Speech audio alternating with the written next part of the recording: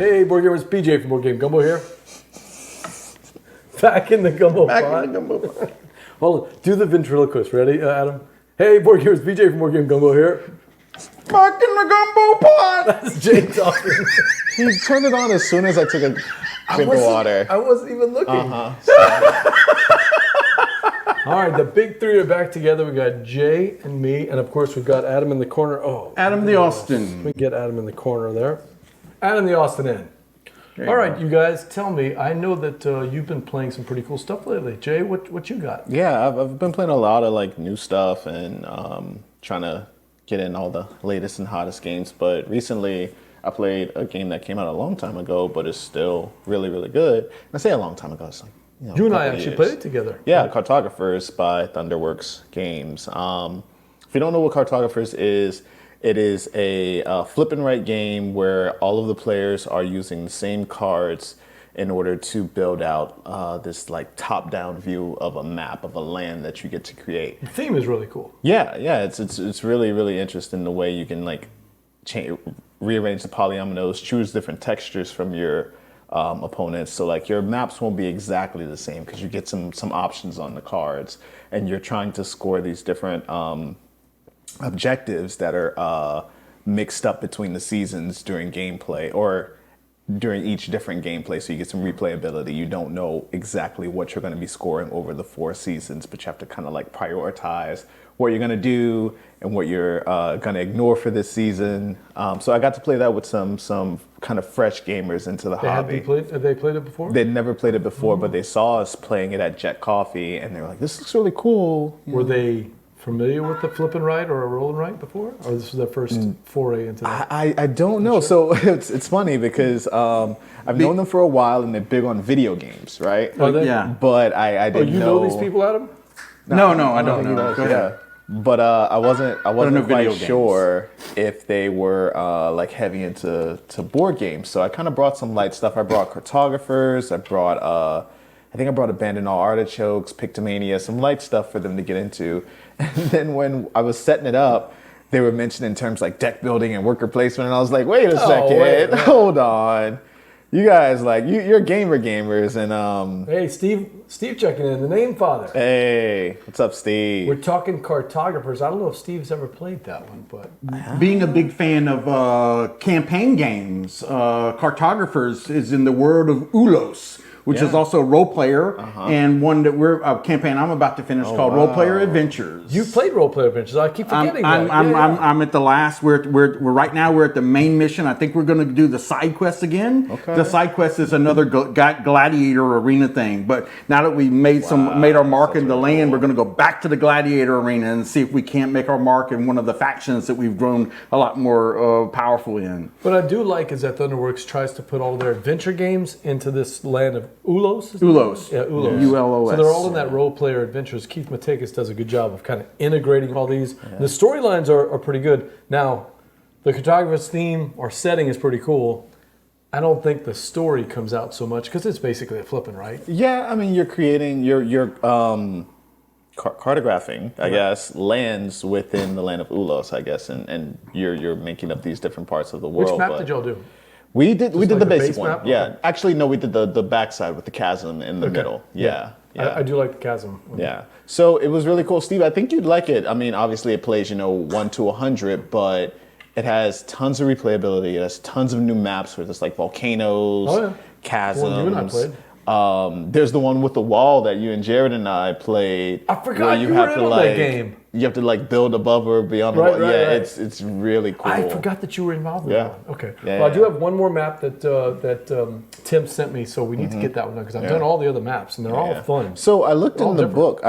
I also really like Role Player. I think the first time and only time I played was over here, and I haven't played Adventures yet. With Adam, right? I don't know. No, I don't know. The only time I played Role Player with y'all was when we were still in one of the other adventure groups. We didn't play it here? No, not. Oh yeah, no, we did play here once here, but I don't remember Jay. I don't know. But I know the only time time I played was here, and I'd love to play Role Player Adventures. I opened up my copy of Role Player finally, and there's like they give you a pamphlet, with Thunderworks games, all the stuff that's coming out, all the stuff that you can get, and there's 3 more maps for Cartographers. Like, oh wow, there's like an ice one. and there's 2 others that I have never seen before, but apparently like they're gonna keep, making new stuff. Yeah, for cartographers. Oh, these map packs. Yeah. Yeah. But about every other month they come out with a new map pack. Yeah, super cool. They're up to like 6 of them now, or 7 of them. There's a lot. Yeah, So yeah. I've got a couple more for you to try. He does like roll and writes, but not the super heavy ones. To me, Steve, if you played light. Silver and Gold, it's not Silver and Gold, but it does have that feeling of filling out stuff as you're flipping the cards. Yeah. It doesn't really feel like anything. It feels like its own game, right? Yeah, I can't really immediately think of another one.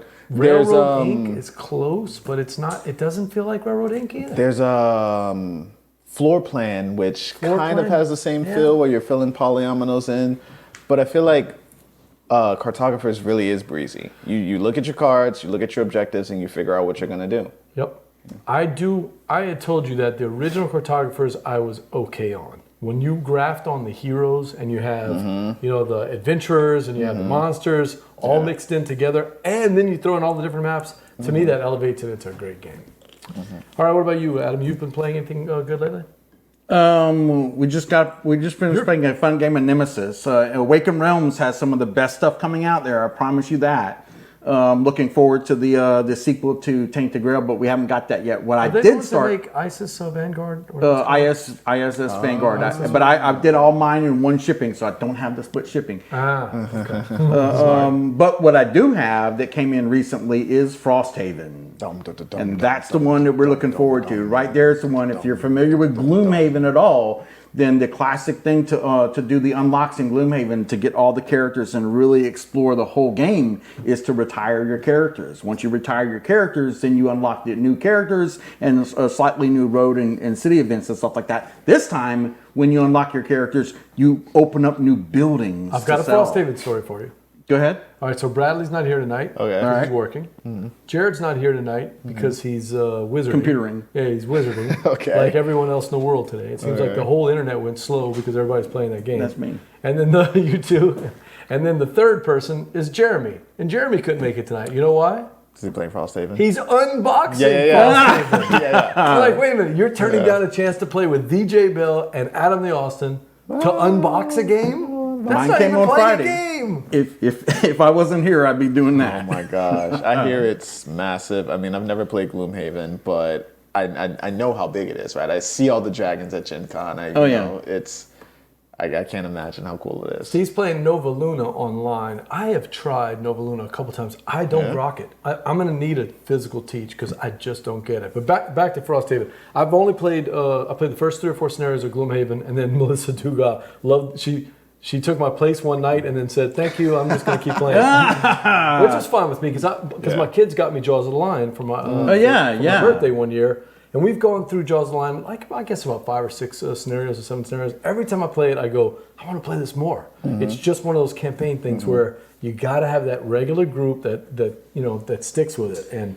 my regular group would be Jack and Matt, and both of them are in school right now, so I just can't do it. But if Jaws of the Lion is anything like Frosthaven, I really do like those campaign games. I think that Isaac does a good job. Basically, Jaws of the Lion is just like a Frosthaven or Gloomhaven light. Right. And then in the rule, there's an 80-page rule book for Frosthaven. Luckily enough, though, in the first 50 pages, they blew this blue star, like the frozen part, and got this light blue text or whatever. That these are the new Frosthaven rules.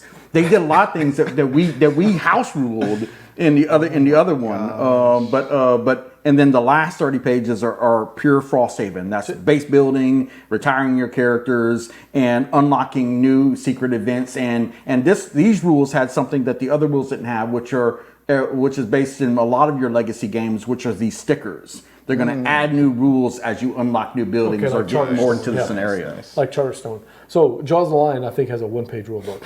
And the That reason is sounds much better. it teaches you the game, As you go through each Yeah, yeah. scenario, the first 4 or 5 introduce the rules of the game as you're playing. Yeah. And I like that because that's how video games are, right? Sure. I don't remember the last time I got a video game that had a rule book. Yeah, you didn't read the rule book. No, You know, the tutorial teaches you, right? You say that, but I remember when video games did have rule books. Sure. And I actually liked dude, it. we had 'em all the Like time. that was pretty cool to like have the book inside the box. I remember the Some of us first have time. been playing video games since before you were born, Yeah, probably. It's true. I remember, and Steve will back me up. I remember there was the first time I ever got a video game that had no rule book. I'm like, well, how are we going to play if there's no rule book in there? Because every game had a rule book all the way back to the Atari 2600. Duga is not coming tonight. I can't remember what it is. He's washing his toenails. He Is didn't that what it is? actually give us a reason. He said they Toenails had to were be- in the conversation. He did say they had to be washed. They don't wash Yeah. themselves. Yeah, I mean, I don't understand how toenail washing is separate from just like regular Oh my bathing, God. but that's a situation that maybe I. Because What is toenail that in washing front is- of you? Yeah, let's see what we got here. Okay, DJ. so no, we Let's change the subject real quick, like. we better change the subject. All right, so we got the old mystery box. We're about to play Donut Shop. I'm going to get that in a second. But I got a mystery box in. I think I know what it is. I think I know where it's from. I did pop open the top of it. But let's see what we got. So, Okay, yeah.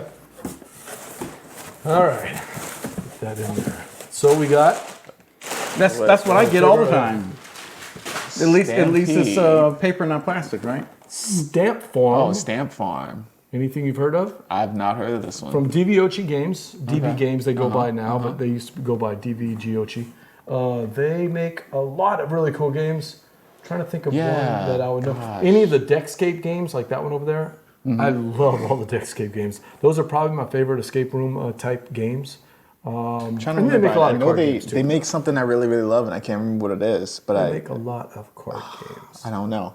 I don't know if you guys made this one or not, but it was made in China. So Stamp Farm, Sally is putting her farm in order, help her arrange her animals so that each one is in the right place. I think what it is, it's a roll and stamp. That's pretty cool. Oh, cool. Yeah, but we Neat. haven't seen that. Yeah. My grandbugs love stamps. Is this going to be my little rolling right? Exactly. There you go. That's what they build it, if I remember right. They build it as kind of a friendly roll and write, age 6 to 99. There you go. So that's perfect. for There you them. go. Let me put that on the little corner here. If you can, do me a favor and look up DV Games and tell me what they make that I probably love, because I can't think of what it is, but I'm sure they make something that is high up on my list. For me, it's Deckscape. That's Farm. my favorite DV Gyochi game. Ooh, this looks. Now this looks sweet. I don't know any. I know about that one because I remember reading about that one when it came out. This one's called Bonsai. It's designed by Rosario Battiato, Massimo Borzi, and Martino Ciacchieri. Interesting. You want to take a look at that? Oh my Show it gosh, off. there's hex tiles. So it looks like you start with Bang the Dice game. That's right. I think probably not Bang, because I haven't played Okay, Bang it's not- yet. okay. Yeah. So it says a bonsai is a living work of art, a perfect miniature plant, a microcosm that contains within itself the mysteries of the universe, unchanged in all but dimensions. So you become an expert bonsai master and grow your own bonsai, show the cultivation skills, and gain a spot in the Imperial Garden to show your masterpiece. That sounds right up your alley, man. This looks awesome. It looks like you draft like pieces of the bonsai tree, and yeah, you gain tiles. You use them to grow your bonsai. So this is just artwork. That's follow not your in the game, style. Unfortunately, that's Well, that probably would not be in the pretty game. That would be the neatest, wouldn't it? Grow your own style. And we're looking at this maximize big your giant score. bonsai tree here in the box. Oh, BJ, this looks. I don't think this that looks comes again. awesome. Yeah, they could see that. Okay, now So, speaking of what you can see, look at the chat now. Isn't that so much easier? There's another one. It's not Deckscape or Detective. Detective is my favorite escape room games of all. Yeah. I'm telling you, they are so cool. I have a couple if you want to try one. Do y'all like those kind of games? I don't like dislike them or love them, but Kristen loves These are 3D games. versions. You actually Really? it's a little card box, and you build out a little 3D castle or house.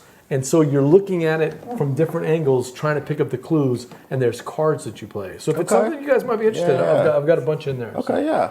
They send them to me and I review them. I never wait. I like them better than the Deckscape, although Steve and I did a Deckscape game together online one time. lots of games called Dark Tales. Yeah, I don't know. Played It'll come to me Sounds eventually. like something from Appreciate it, Disney. Steve. It sure seems like we played a DV game together, me and you. So looking at the back again and looking how the bonsai grows out. Yeah. It reminds me of this game I played where you put the cards and you grow organically grow a tree. Kodami? Yeah, it sounds Kodami familiar. tree That sounds very familiar. Yeah. And then Yeah, it's and a then good game. scoring is based on how many leaves you have that have a certain flower or a certain snail. Oh, yeah, it's Kodami's tree Yeah, spirits. yeah. Yeah. And so it looks That's a and fun game. feels. I didn't know you played that game. I played that once about 6 years ago. Like a BGG or something? Oh yeah, Yeah. I played I 100 actually games. taught that game. I was doing some work for Indie Boards and Cards, and that was one of their games. So Sweet. I taught that game, oh my God, over and over for PAX Southwest, like for 4 days. in Austin. That's what it is, Steve. It's And I got Wonderbook. about 87% of the rules right, I'm pretty sure. By the end. By the end. Yeah. It's Wonderbook. That's the DV game. Oh, that, yeah, Wonderbook. You I played just, that at I just PAX. picked it up for Kristen at Gen Con. Oh, Gen Con. We when she went to BGG with me year before last, I believe. I'm curious. we- Bradley and I, that game made our top and most anticipated games of Gen Con. And when Bradley went, he like bolted there to get a demo. And then he was like, yeah. Okay. What'd you think? That sounds about right for Bradley. No, he was so excited about it before So- because of the way remember those books where you open up and the thing folds out? it's a pop out. It's a pop-up book. So it's like an adventure escape book, room game Yeah. with a pop-up book. Yeah. So I'll curious tell to hear you, what you we've gone through, I want to say like all but the last chapter. I think we have 1 or 2 chapters left. And it's really interesting the way they've written the story. Your characters are these little kids, and you like go into the book, and there's like dragons and all this magic. But I really don't know if we're making the right choices in the game because it gives you these like hints that maybe what the plot is not actually the plot, and like you're not actually on the right track. So like I'm really curious to see if we've been doing the right thing for the story or not. Bigger world than you thought. Yeah, it's really well done as far as the construction of the book, etc. It's not easy. It's a little challenging. Is it a vibe like what's the show that we like with the kids riding on bicycles that play D&D in the basement? Stranger Things? Oh, Stranger Things. No, Is that it's kind of the plot line? It's more. I mean, the plot line is really you just fall into this magical book and there's 2 feuding dragons and stuff happens. Okay. But Complications ensue. it reminds me a little more of kind of like maybe Zombie Teens with like a pop-up element. Oh, I like that. Yeah. You said there had dragons in it? There's a couple dragons. Then Dragons, it you would be say? a lot more like an old Saturday morning cartoon show called Dungeons and Dragons. Oh, that was such a good show, man. It was a bunch of kids who ended up becoming the Dungeons and Dragons characters in this new story. Man, I never missed that show on Saturday mornings. That was a show from when he and I were. Well, I might have been a little bit older when it finally did come out. I Right? didn't enough. realize Saturday morning cartoons were a thing before the 90s.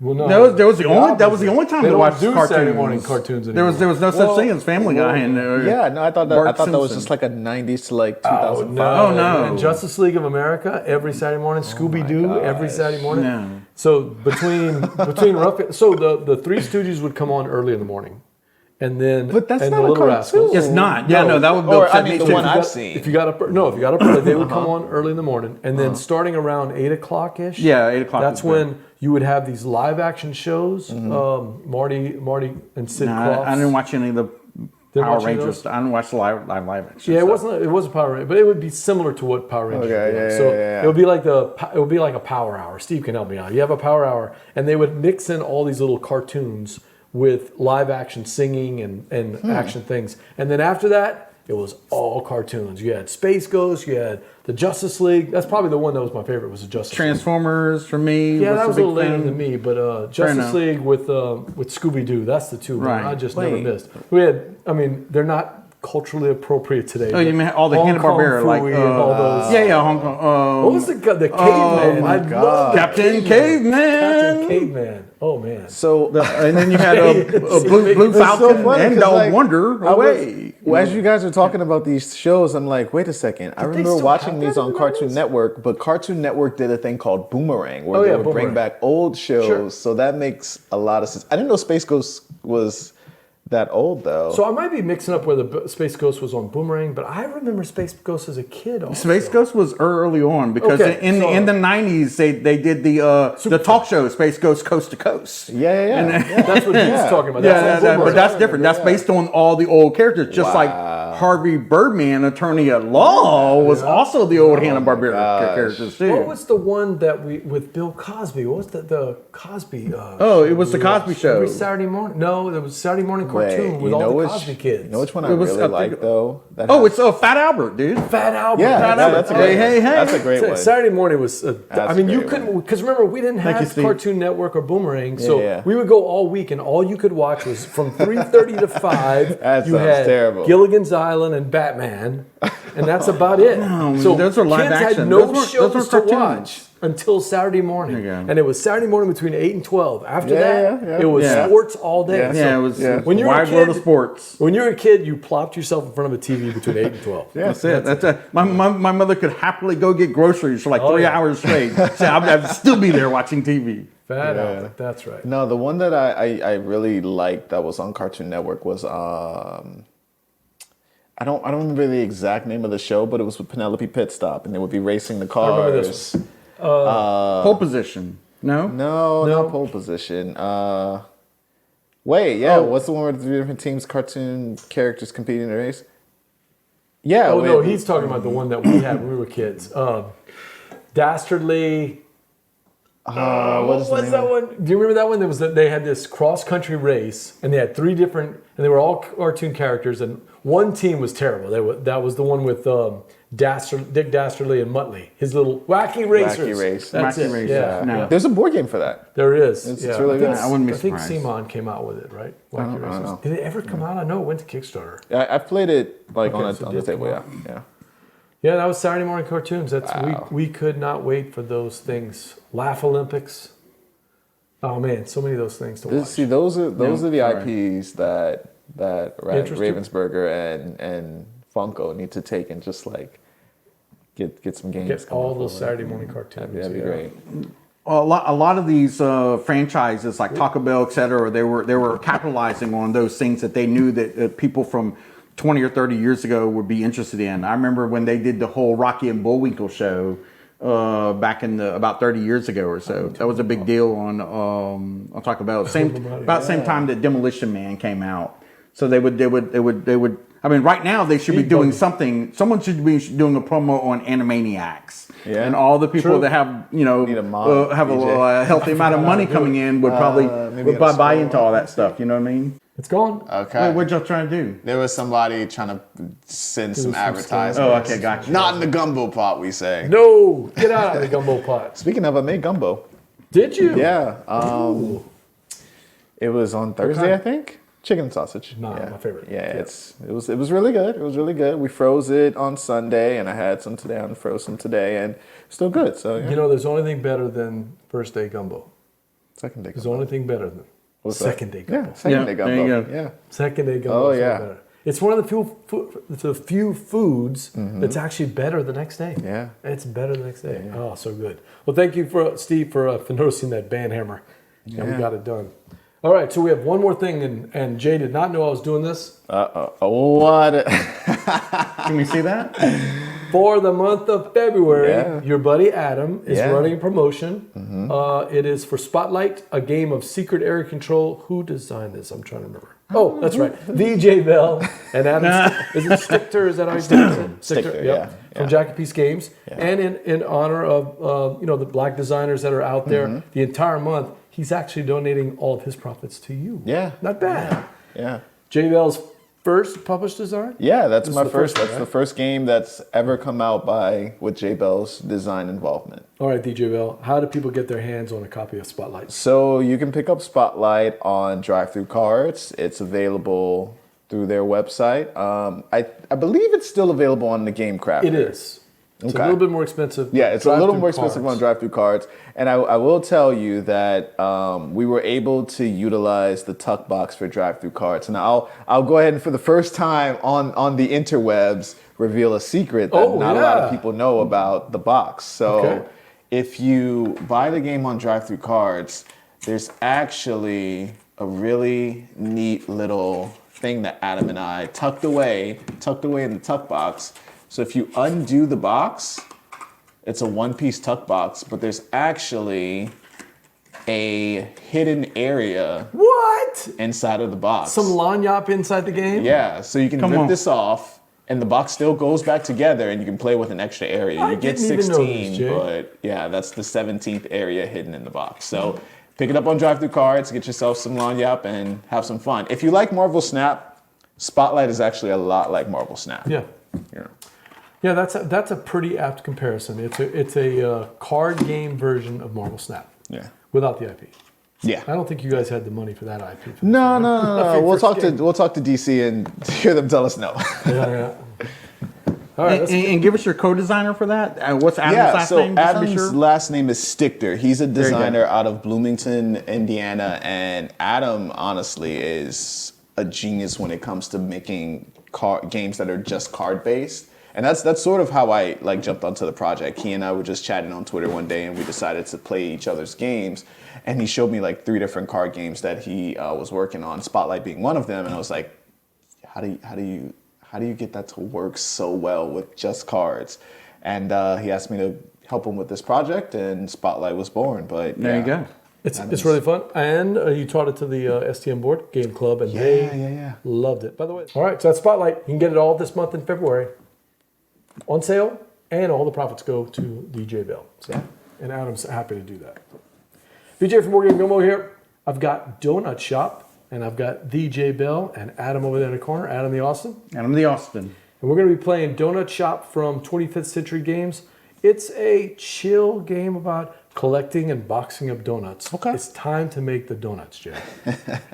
Do you know that phrase? Or Yeah. I don't know if that's still part of the zeitgeist or not, but time to make some donuts. Let's get right to that Game Toppers LLC table and see how it plays. All right, time to total it up. Make some change as we need. I have a whopping Make some change as we need. 600 and You made $6? That's a good day at the 45. office, right? yeah, $6.45. And that's 50 more. He's still drawing hundreds. $550. $5.95. $5.50. $5.95. $5.95. $6.45. Nicely done, Jay. Yeah. Boom, boom. We made some donuts. I made some donuts. That was fun. That was really fun. This is pretty cool. I do like this one. Let's see. Donuts. I'm not in the shop. There. The donuts. Yeah, what do you think? What do you think, Adam? It's all right. It's good. It's one of those things where you plan and then, oh no, you took my move from me. I want to make the donuts. You know, it's interesting though. I was never really paying attention to what you took from any of these piles. I know I could have, and played accordingly, but I think it was a little more interesting worrying about what was going on in my little donut area. Yeah, I was more looking at what the colors were on there and just trying to match up, try to get the shape so I can build whatever was in my hand and whatever was left. And then the last one, I thought I played it cool where I was like, okay, as long as they don't lock me into blues, I'm okay. And I had 3 different spots to make I had 2 different spots to make the dozens and plenty enough to make the 9s. But I was like, I've got 2 beautiful spots for the dozens. And both of you planted these 45 cents right in the middle of my little... Look at this. This would have been such a sweet one right there for 12. Yeah. Same thing here. I had a nice little dozen. Yeah. But I don't think the score would have mattered for the score very much. I wasn't going to say it. Yeah. I consciously picked the second white one at one point. Sprinkles. And I did that because I wanted the double to be able to use it as a wild. Right. I should have been digging in for that other blue. Because one other blue and I would have had anything anywhere. Yeah.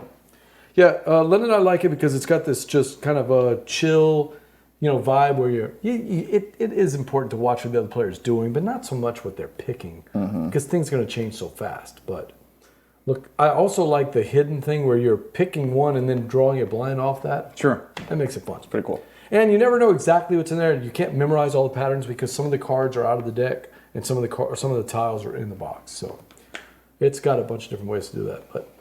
But when Lynn and I play it now, we've gotten it down to like 30 minutes or something like that, 40 minutes to play a quick little Does chill anything game. change with 2 players, or are you still using the same number of Still using tiles? the same one. Yep. Nice. It's basically the same game. Probably feel like you have a lot more control with a lot more points. We scored about it right in the $500 or $600. I'd have to check, or $5 or $6, however you want to say it. Yeah. So, and but I mean, all three of us were within $1 of each other. We were pretty close. Yeah. We were in 50. Well, yeah, $1. Yeah. I had $5.50. You We had were- $5.95. We were And you were 50 within cents. 50 We were cents. 50 Yeah, cents I with was- each other. We're all Everybody 50 was- cents yeah. apart. So Yeah.